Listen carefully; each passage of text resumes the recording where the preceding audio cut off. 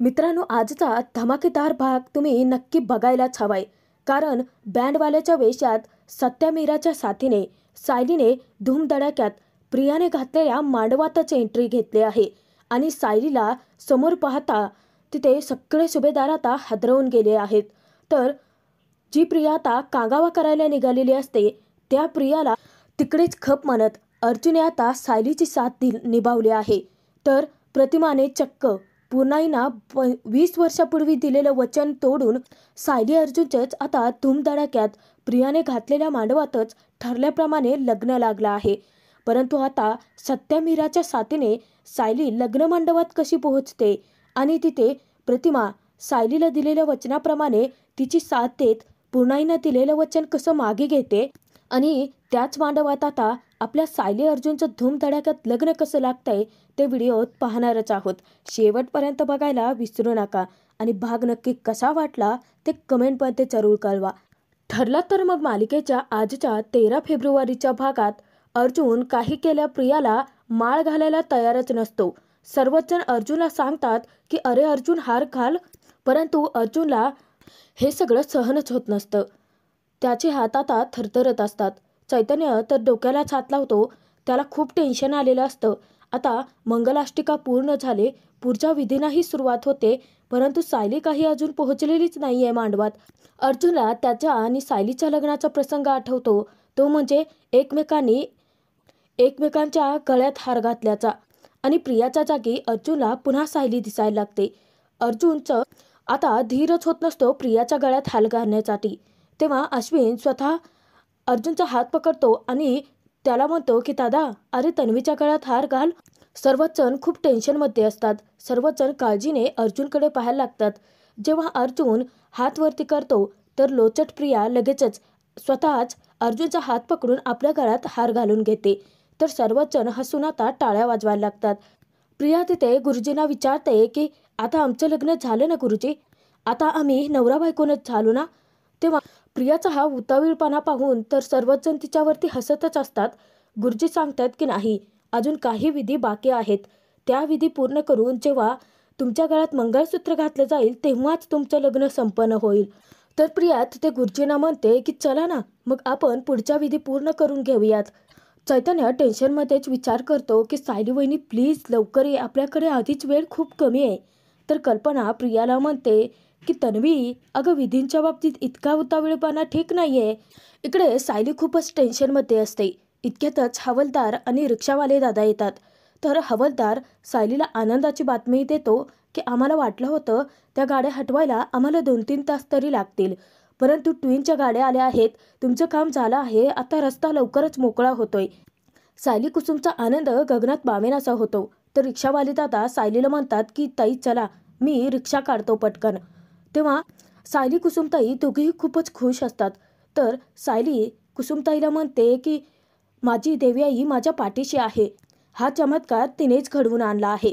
तिलाच वाटत होतं ना की आम्ही दोघांनी पुन्हा एकत्र यावं. अगं कुसुमताई, तिने संकेत दिला आहे. तेव्हा खुश असलेली कुसुमताई म्हणते की तुझ्या इच्छाशक्तीचा विजय असो. सायली कुसुम दोघेही पळत जाऊन रिक्षात बसतात.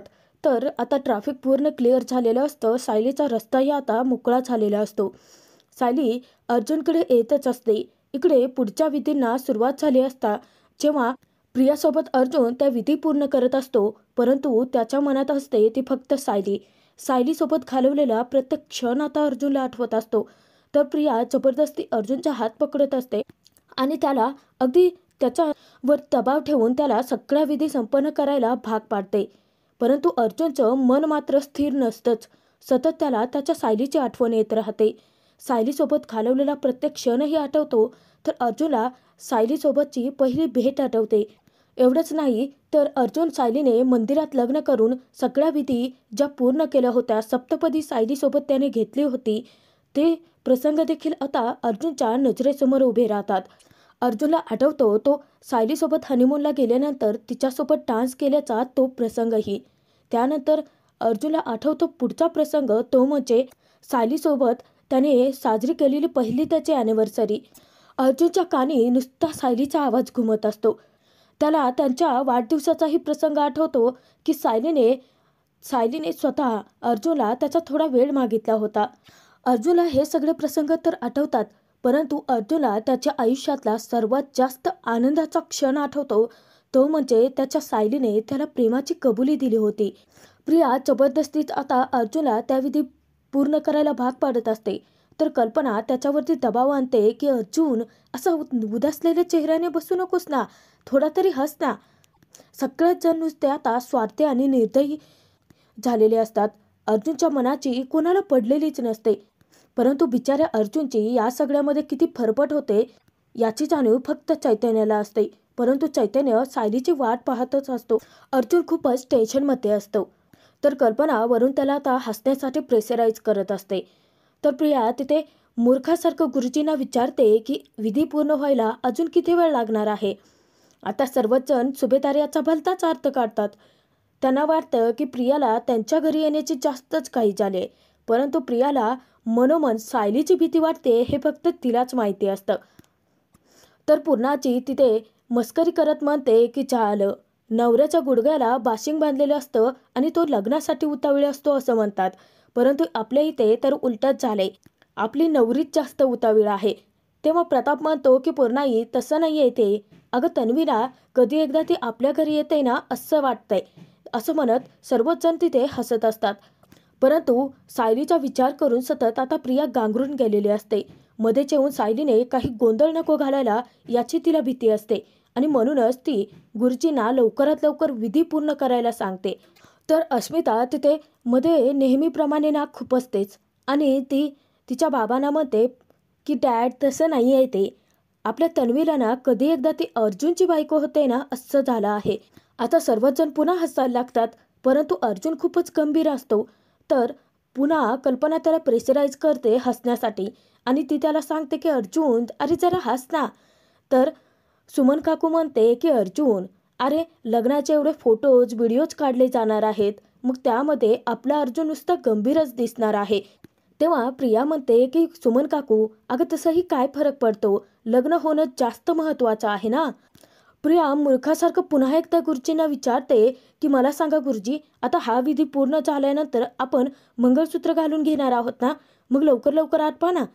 आता तिथे फक्त सुभेदारच नाही तर आलेली पाहुणे देखील आता प्रियावरती हसायला लागतात. शेवटी आता लग्नाची ही शेवटची विधी पूर्ण होत असते आणि नेमकं आपल्या सायलीची धमाकेदार एंट्री झाली आहे. तर कुसुमच्या साथीने सायली ही त्या फार्म हाऊसपर्यंत पोहोचलेलीच आहे.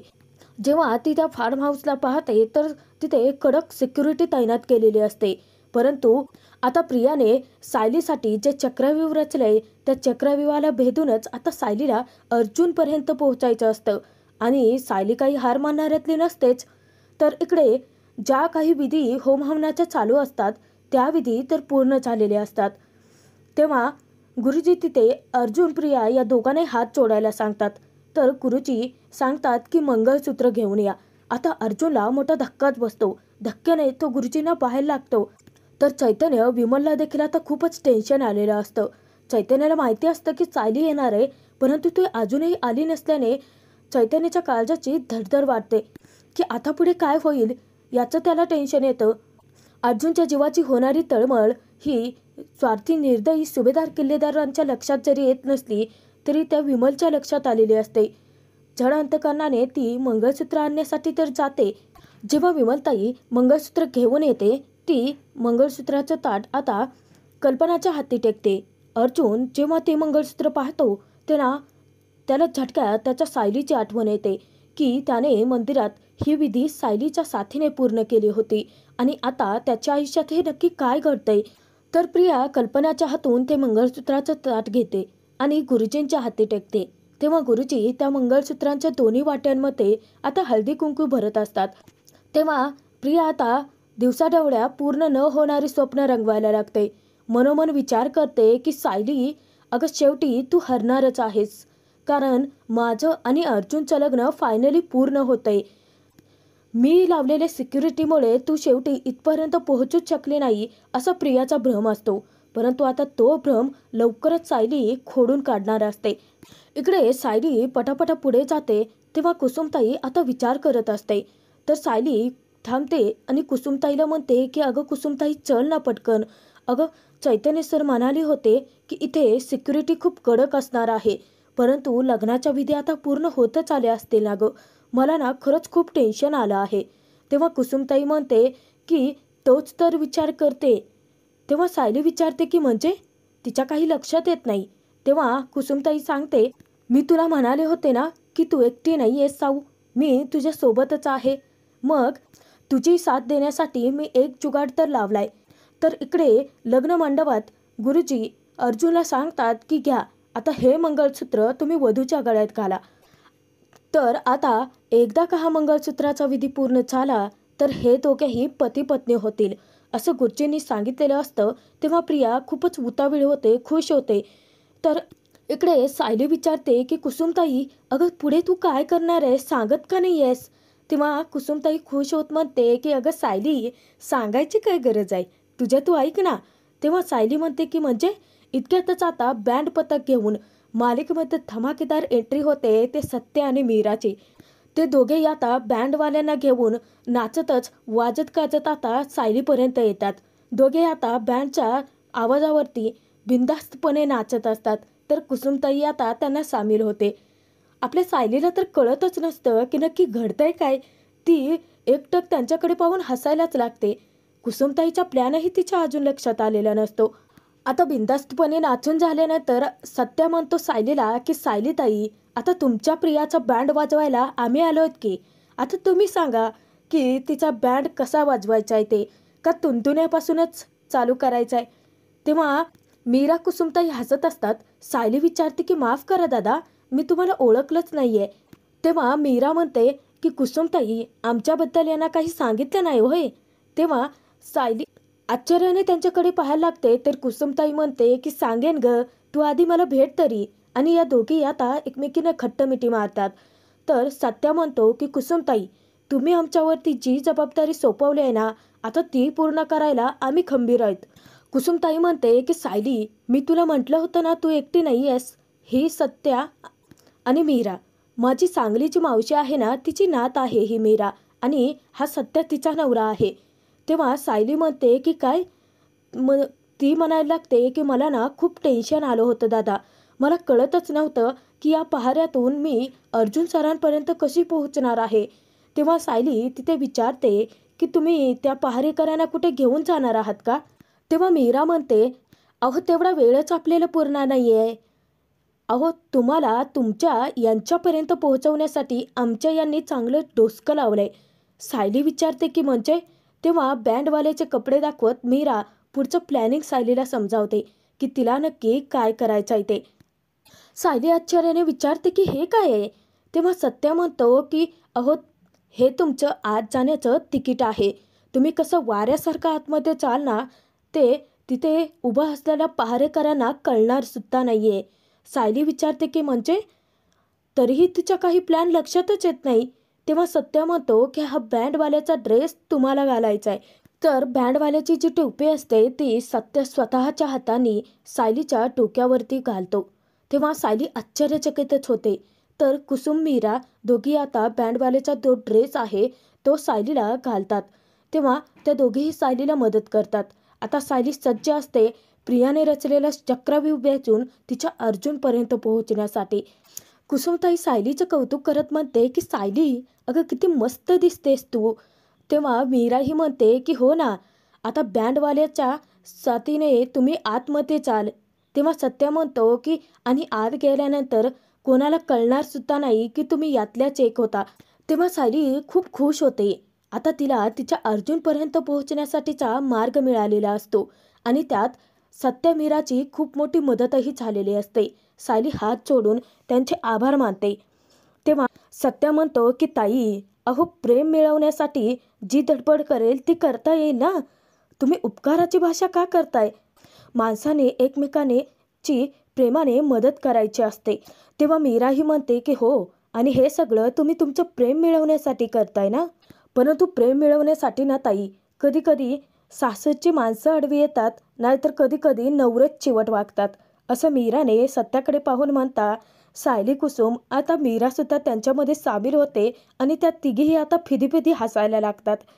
सत्या सायलीला सांगतो की आता तुम्हाला यांच्यासोबत जायचं आहे आणि बँडवाल्यांना तो समजावतो की बँडवाले दादा, तुम्हाला या ताईंना तुमच्यासोबत घेऊन जायचं आहे आणि त्यांना हव्या त्या ठिकाणी सुखरूप पोहोचवायचं आहे. तर मीरा आता सायलीला तुतारी काढून देते. तर सायली त्या सगळ्या बँडवाल्यांच्या मधोमध असते. बँडवाल्यांनी सायलीला घेरलेलं असतं आणि सगळ्यांच्यामध्ये आता सायली असल्याने तिथे कोणाला संशयही येणार नसतो की त्याच्यामध्ये एक कोणीतरी बाई आहे. सत्या, मीरा, कुसुमताईने आता फुलप्रूफ प्लॅनिंग करून शेवटी सायलीचा मार्ग मोकळा केलेला असतो.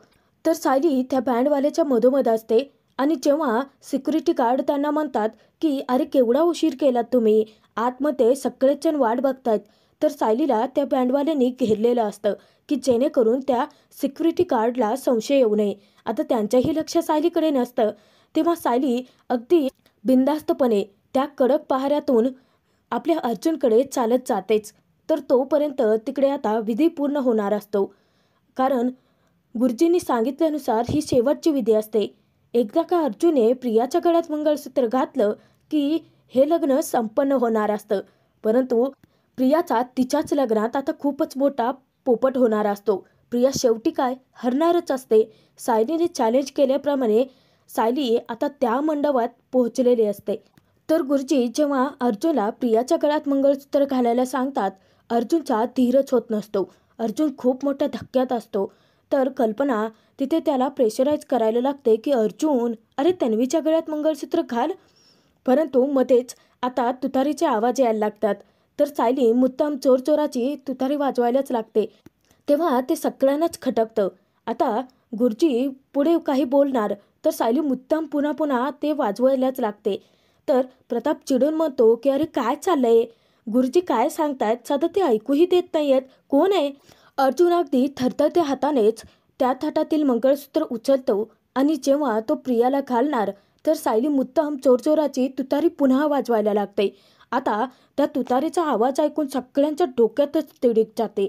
चावताळलेली प्रिया मोठ्यानेच विचारते की कोण आहे मूर्ख तिकडे. तेव्हा सायलीने आता बँडवाल्याच्या वेशात धूमधडाक्यात आपल्या अर्जुनपर्यंत पोहोचण्यासाठी जो मार्ग काढलेला असतो, तर प्रियाने घातलेल्या त्याच मांडवात तिने धमाकेदार एंट्री घेतलेली असते. सायली जेव्हा आतमध्ये मान खालती घालून येते तेव्हा चैतन्याच्या अचूक लक्षात येतं की ही तर सायली आहे. परंतु जेव्हा सायली अर्जुनच्या पुढे येऊन उभा राहते आणि स्वतःची मान वर करते, अर्जुन जेव्हा सायलीला पाहतो तेव्हा आनंदाने वेडापिसा होतो. परंतु इतर सगळ्यांना जबरदस्त धक्का बसलेला असतो. सगळे सुभेदार तिथे आता धक्क्याने उभे राहतात आणि सायलीला पाहायला लागतात. सायली तिथे म्हणते की अर्जुन सरांची बायको. आणि जेव्हा सायली तिच्या डोक्यावरची टोपी बाजूला फेकते तेव्हा सगळे सुभेदारांचे थोबाड आता बघण्यालायक झालेले असतात. सायलीने धमाकेदार एंट्री घेऊन सगळ्यांना नुसतं हादरवूनच सोडलेलं असतं. तर सायली त्यानंतर बँडवाल्याचा ड्रेसही काढते आणि तिथे प्रियाला सांगते की सौ सायली अर्जुन सुभेदार, आले आहे मी ठरल्याप्रमाणे माझ्याच नवऱ्याशी लग्न करायला. अर्जुनचा आनंद आता गगनात मावेनासा होतो. त्याच्या डोळ्यातून आनंदाश्रू व्हायला लागतात. सगळे सुभेदार नुसते धक्क्याने आवाक होऊन सायलीला पाहतच राहतात. प्रियाने कितीही प्रयत्न केला अर्जुनला मिळवण्याचा, तरीही शेवटी तिचा मोठा पचका तिच्याच लग्नात झालेला असतो. एवढं कडक सिक्युरिटी ठेवून सुद्धा सायलीने ते चक्रव्यूह भेदलेलं असतं. तर सायली एक एक पाऊल पुढे टाकत जेव्हा आपल्या अर्जुनकडे यायला निघते तेव्हा अर्जुनही खूप खुश होतो आणि उभा राहतो. तर एकटक सायली अर्जुन दोघेही एकमेकांच्या नजरेला नजर देऊन एकमेकांकडे पाहतच राहतात. दोघांचाही आनंद तितकाच मोठा. परंतु सायलीला आल्याचं पाहून तिथे चैतन्य, विमल दोघेही खूप खुश असतात आणि बाकी सुभेदार मात्र त्यांची कोमात जायचीच वेळ आलेली असते. तर जेव्हा सायली अर्जुनकडे येते तर तिचं लक्ष पूर्णाजीकडे जातं आणि आता काय ठरल्याप्रमाणे सर्व सुभेदार नुसतं सायलीला घालून पाडून बोलायला लागतात, तिचा अपमान करायला लागतात. तर पूर्णाजी ती काय चान्स सोडणार आहे का.